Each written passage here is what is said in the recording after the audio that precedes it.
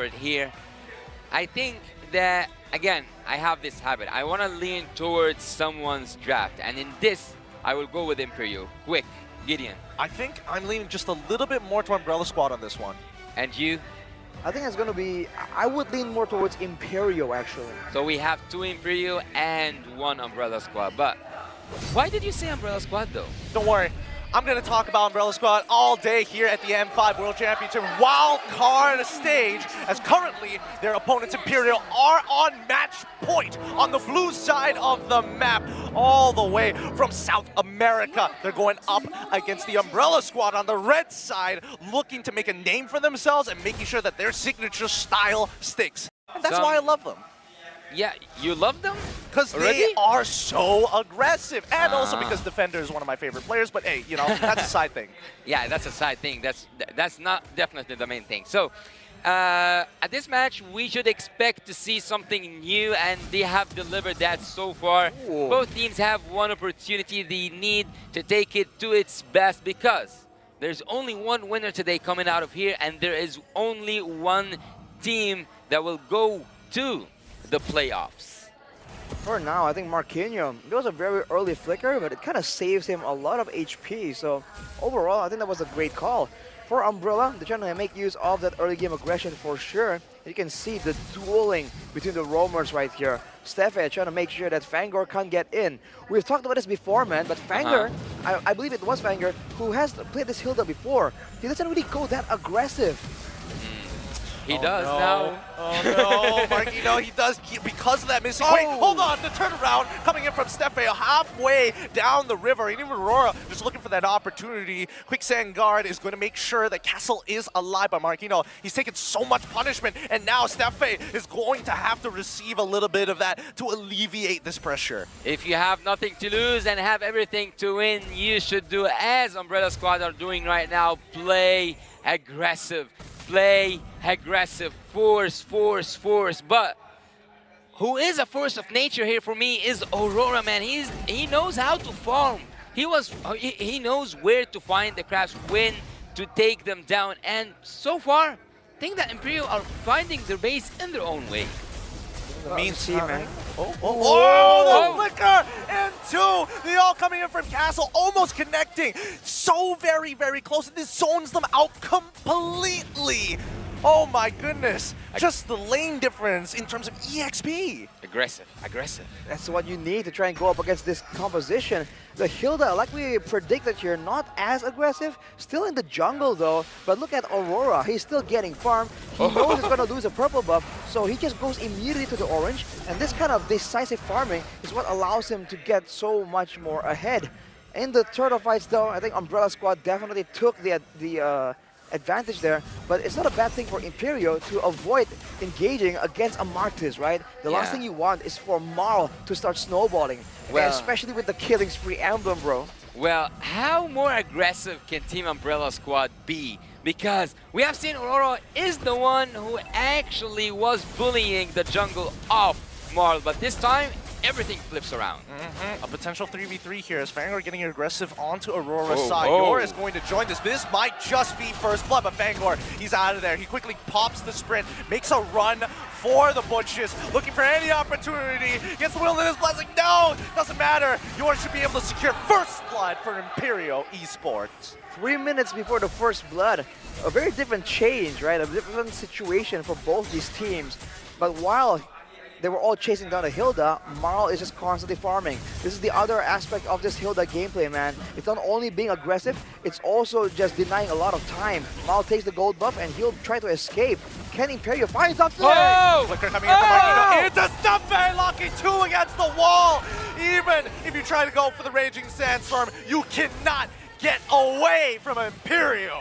You cannot get away from such wombo combo here from that Kufra and also from the Trizla, but the fights keep on. Troublemaker, he needs to land this shot. Oh, Patient, he was like, I'm not giving it a single chance. Even the flame shot being blocked perfectly coming in from Steffe. Top side, tier 1, broken down. Lightning speed reactions coming in from Fashion right there, and that's a dangerous sign for Umbrella Squad.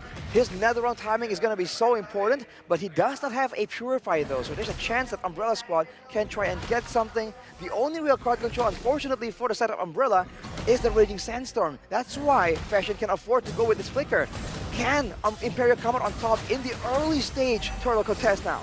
Well, revealing the map up, I don't know what to expect actually, but this team fight will start now. Raging Sandstorm going to be landing on towards that bad guy, Steppe! Already down, Troublemaker finds him as the penalty zone comes through. Fangor is holding back as many people as he can, contesting it. Aurora gets the turtle, and Vision is able to take out Castle.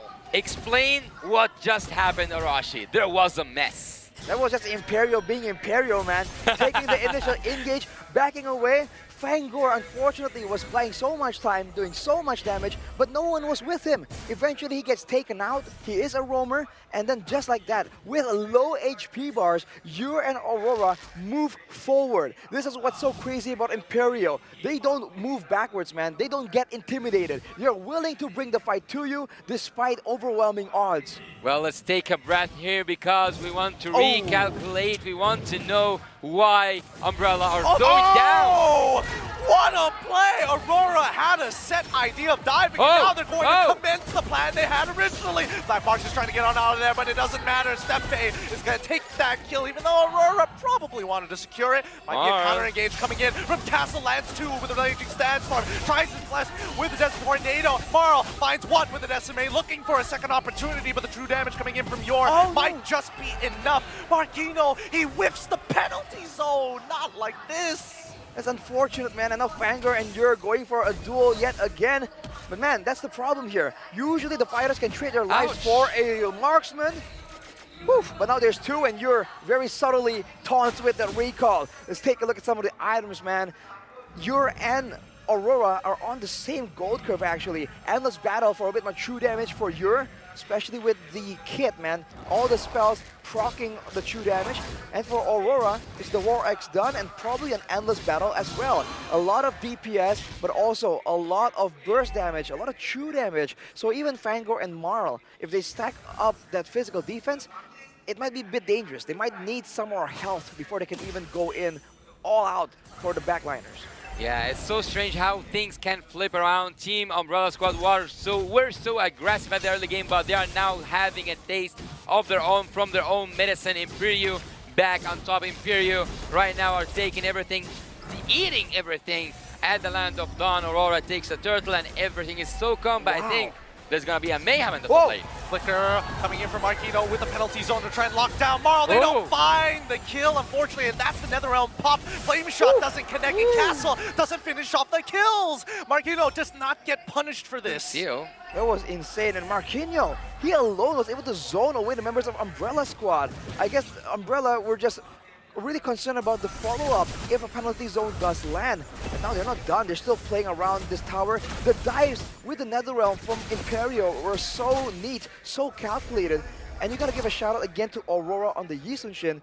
If you see how he's taking the neutral objectives, he is doing what we call in Indonesia the lambada, right? Using the passive, right? Whenever you move, you switch from close range to long range on the Yi Sun-shin, you do bonus damage. So juggling the range with the Yi Sun-shin becomes very important, and Aurora is showing that he can do it very consistently. I bet he can do it with his eyes closed, to be fair, but here we go. Fangor might be in some trouble here. Steppe finds him. Good call coming in from Aurora, using that Mountain Shocker to get enough information to make this call fast and quick, and that's something that Umbrella Squad should be doing, but they don't have this type of info. Imperio Esports are just one step closer to that playoff. Steppe, you gotta stop this man, because he's currently on fire.